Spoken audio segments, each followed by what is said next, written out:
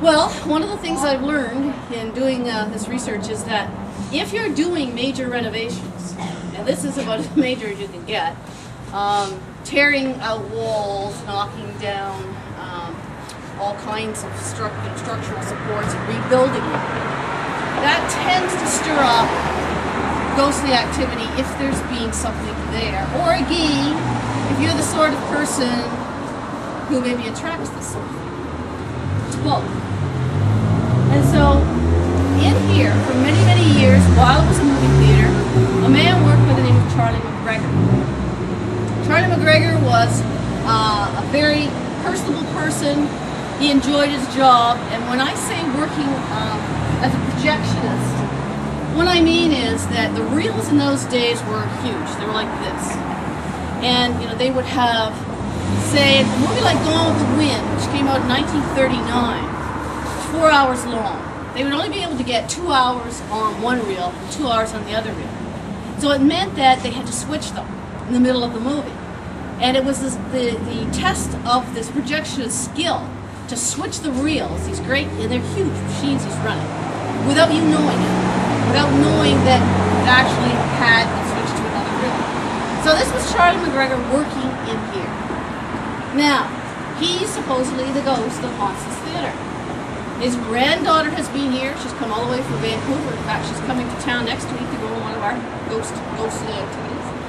And she's firmly convinced it's him. Now, why do we think there's a ghost? Well, the workmen working in here have brought in their tools. They put them down in one particular place. Maybe they finish at the end of the night. They leave them in a certain spot so they know exactly where they're going to be in the morning when they come in again. They come in, they're gone. They're not there. And then maybe 5 minutes later they find them and they're way over there in another spot. Nobody has been in the building. So things have disappeared, reappeared on a regular basis. Grant Patterson is one of the people working here who does fundraising. And one night there was a special occasion going on. There were various members of the committee who were in here visiting and touring the work. They went down to the Rotary Lounge. Now Grant thought that he had a number of people with him, but he's walking around and they're looking at things, and all of a sudden he feels this on his shoulder. And it's that loud, and it's that emphatic.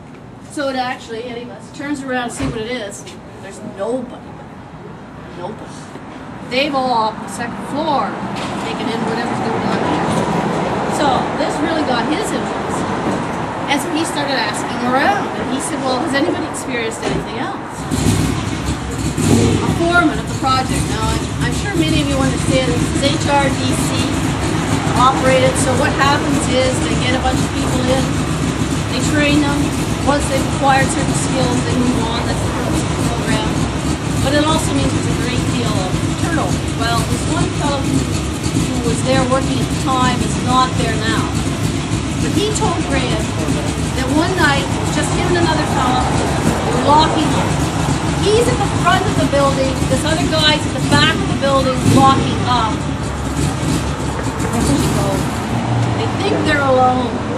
This guy looks up, and all of a sudden, across the stage, he sees this figure, and he said it wasn't walking. It was moving as if it had no legs, as if it could just float. It floats across the stage, and then what really got him is that it kept going off the stage into thin air and straight into the wall. And this is what they've seen. And so they really think that that's got to be the ghost of Charlie McGregor. And his granddaughter thinks it's him because he loved this place, and why would he not come back to do it? It was a real party.